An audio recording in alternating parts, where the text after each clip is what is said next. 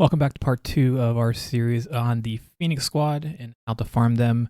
This is sort of a beginning guide for free-to-play players who are interested in leveling up the Phoenix team for Galaxy of Heroes. So if you haven't seen the first part, I'll put a link right up there someplace, and you can click on that and start at the first one. This is the second video of the series. So this will be sort of a carry-on of the last one. You'll definitely want to watch that first to learn a little bit more about where we're at and why we're farming what we're farming. So let's get started. So last video we talked a little bit about Ezra, Hera, and Chopper and where to farm those characters. This has been about 6 days now, I think, since I did that last video. You can see we've made some great progress with these characters. We're continuing to grab these. So as a quick refresher, Ezra and Hera are going to be on our Cantina battle nodes. There is there is Ezra's shards, and on 1F, I think it was, Hera shards. So those are ones we're farming there.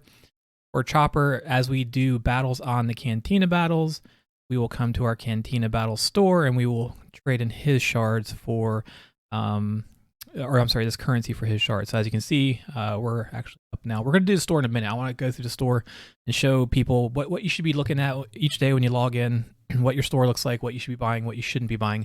It's part of this video as well. But first, let's talk about Zeb and Kanan and where to farm these two characters. So if you've continued to play, I think I'm at level 43 right now. And that's just through doing our Cantina battles, doing a few light side battles, and doing some of the events that show up from time to time. You can always click here and see events. So things like Tarkins, when I get to level 45, there'll be something additional for me to do there. There's different training events, so you can see there's a first order event. These will give you rewards as either shards, sometimes they'll give you experience, sometimes they'll give you other materials. So as these pop up, you definitely want to do these, and then our daily events. So all these are leading to experience that have gotten us to the point where we unlocked this Galactic War section, as well as we've unlocked Squad Arena. And so let's talk a little bit about Squad Arena and what that is. So as you've leveled up your characters and you started to put together your Phoenix team, you're probably at the point where you're using Hera, Ezra, and Chopper as sort of 2 or 3 of your characters, and then you're probably using 2 other characters just to join this mode. So what this mode is you go in and you fight other teams, other players. So the last team you the last team you attacked with will be the team that is on your defense. So that's something to keep in mind. But you'll come in here every day. You can see I've already done 3 battles. There's 5 every day that you get for free. You can refresh these if you want to, and you just try to move up the ranks. If you complete 3 battles, you don't have to win. You'll get 200 currency, Squad Arena tokens, as well as at the end of the day, depending on where you rank at, you'll see I'm between 1,000 and 2,500. I'll also get 300 more. And so once you get this currency, and this is going to be paid out in 3 hours, we'll be able to go to the store for the for Arena, and I'll be able to convert these credits, which I'll get another 300 for Kanan shards. That's what I've done now. I've done this twice now. Second day of doing the PvP to Squad Arena, and I've used those payouts for those things. That's simply that. So you'll want to come in here every day. You'll start to learn which teams are harder for you to beat. Anything 6 stars, you'll have to look at the levels. There is a rough power level here, and that can give you an idea of your power versus theirs. So like if I was to battle this Phoenix team, they were 12,000, I'm 12,400. It's not always apples to apples. It's sometimes a little bit different. I will tell you the mirror match between the Phoenix team is long and really kind of annoying. You can click this little refresh button here, and it will refresh the 2 left-hand teams. This team on the far right is going to be the most difficult. This is going to be the team that will give you the most jump. So if you were to defeat this team, that would be the most ranks you could move at this particular time. So if you can beat this team, this is good. This is a very strong team. I would have a hard time with my Phoenix squad beating this just based on past experience. But if I keep refreshing here, eventually I'll spot something like this team. If you still see some of the starter characters like Talia and Old Ben and Jedi Counselor, they do have the new Mando character. That might be tough. And then Leia, these are all decently starred characters. I'm not saying it'll be a cakewalk, but you'll either lose or win. You'll either lose or win quickly. And that's sort of, when you're kind of grinding this up, that's what's really what you want to go for. Don't worry about getting too high in the ranks. If you look at like the top of the shard, and what happens is when you first when you unlock the Squad Arena part of the game, you basically get thrown in with a bunch of people around the same time. So when you hit level 38 or whatever it is, it creates a shard of what they call a shard of players, and all the people who you started with will basically start at the same time.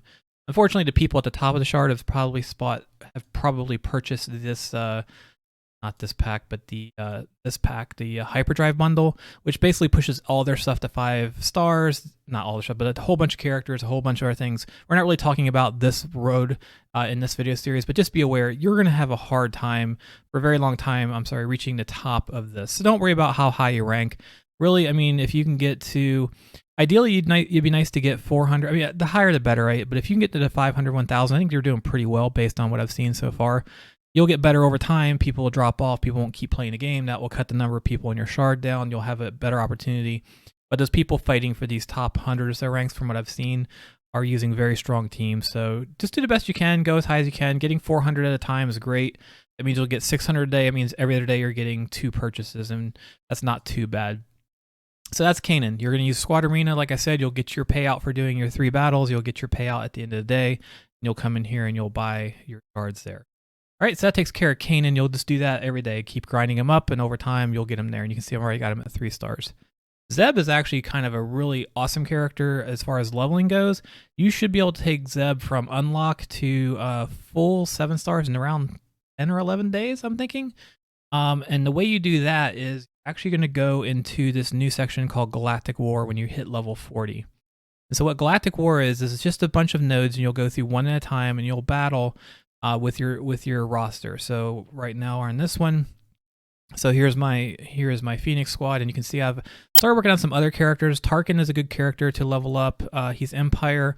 Once we get to 7 stars with all of our Phoenix, one of the things we'll be able to do is unlock Senator Palpatine. He's an Empire character. He'll go with Tarkin. You'll get Vader unlocked as well at some point. Just from doing the daily stuff, you'll get shards for him, and eventually you'll unlock him.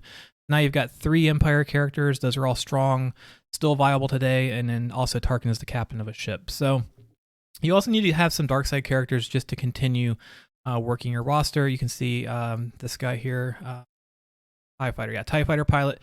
Again, another Empire character, slides right in there with Tarkin and Vader and Palpatine. So these are good characters to work on as side projects. I wouldn't say you necessarily need to farm them directly, but if you're looking for dark side characters to farm, those are all very, very good candidates. And we're going to talk a little bit about some separatists as well that we can farm in tandem with these, with some leftover energy and some other things we have as we go through the day-to-day. Okay.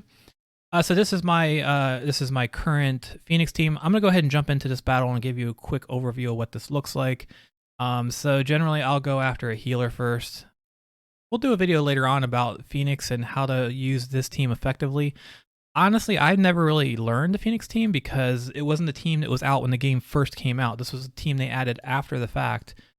So interestingly, I'm not probably playing this optimally at all. But I'm learning. I'll watch a few videos on it, get a good sense of sort of what the tricks and techniques are.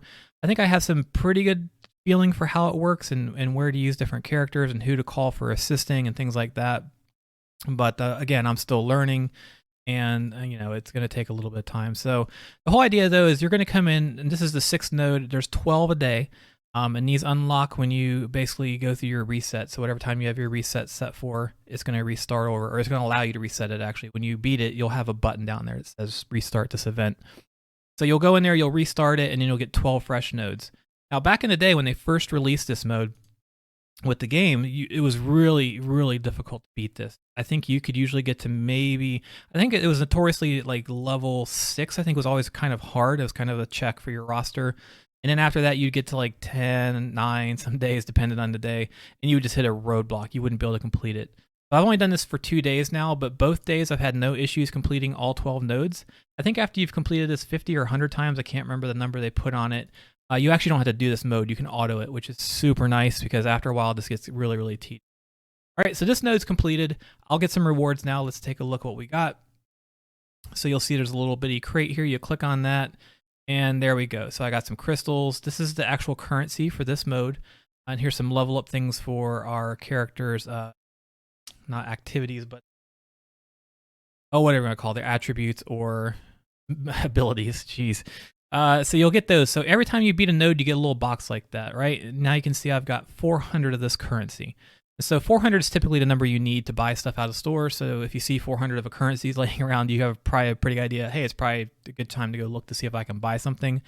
And so you basically just are going to go through these one at a time. I'm not going to do these on this video because it does take some time, but you want to try to complete this every day. Like I said, at some point, once you complete all the different nodes, a certain number of times this unlocks, you'll be able to multi-sim it, and off you go. Actually, it tells you right here, 2 of 50, okay? So 40, after today, 47 more times.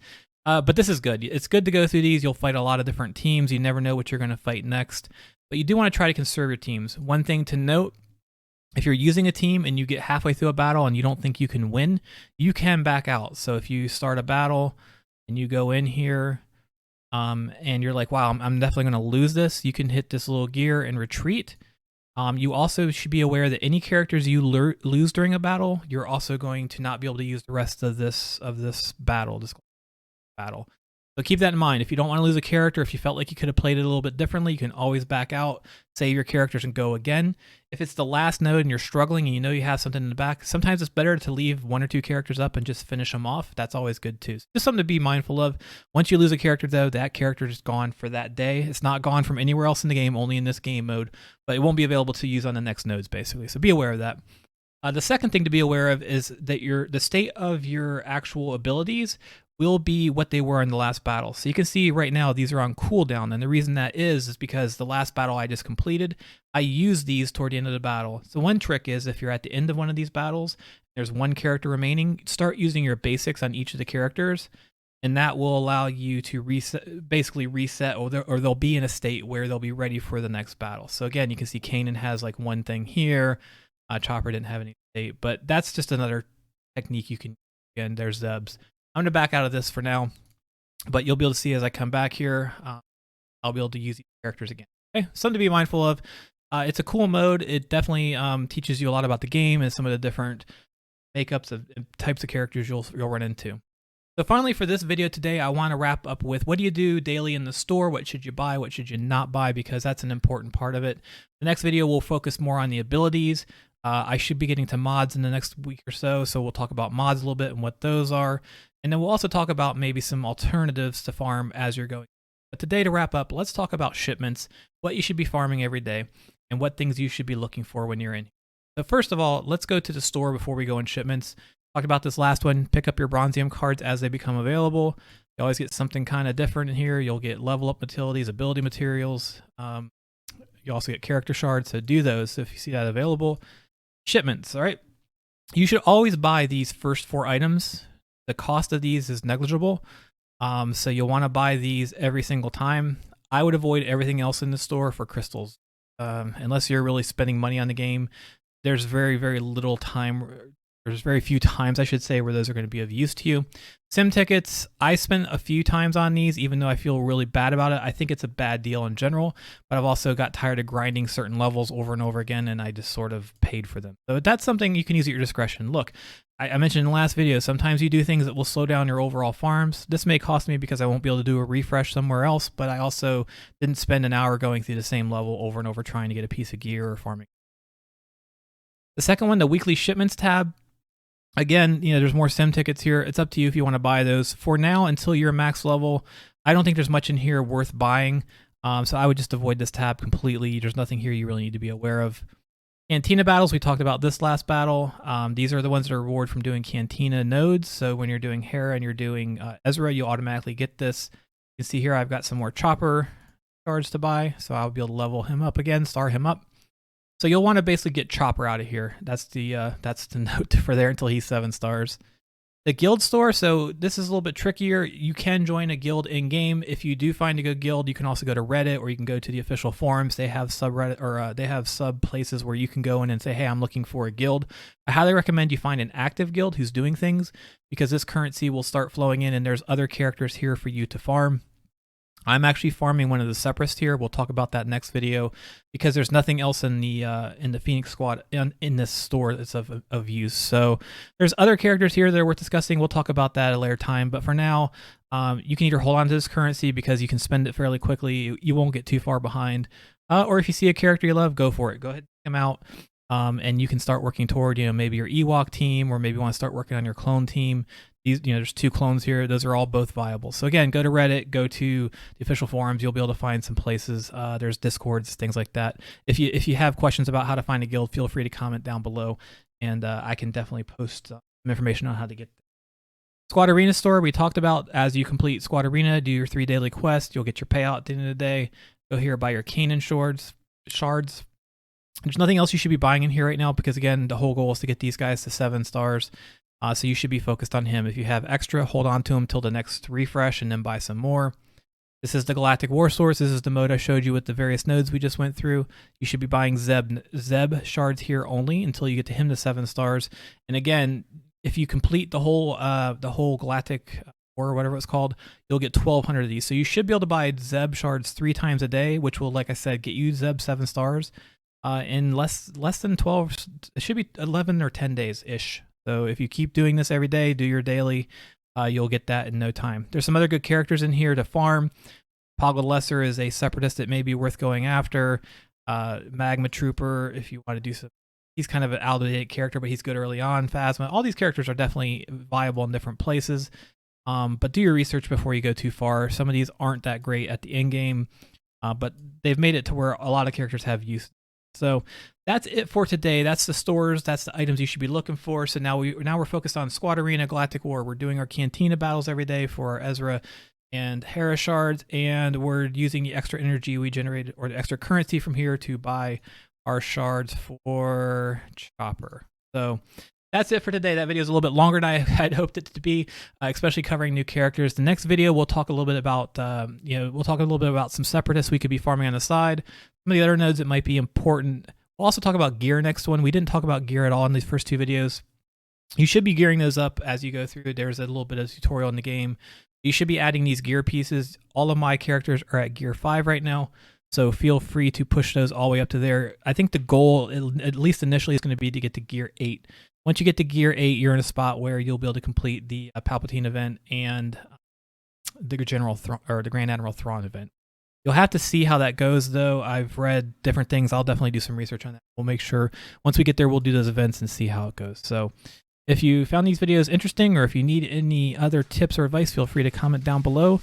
Feel free to subscribe and give us your feedback, and we'll see you guys in the next video.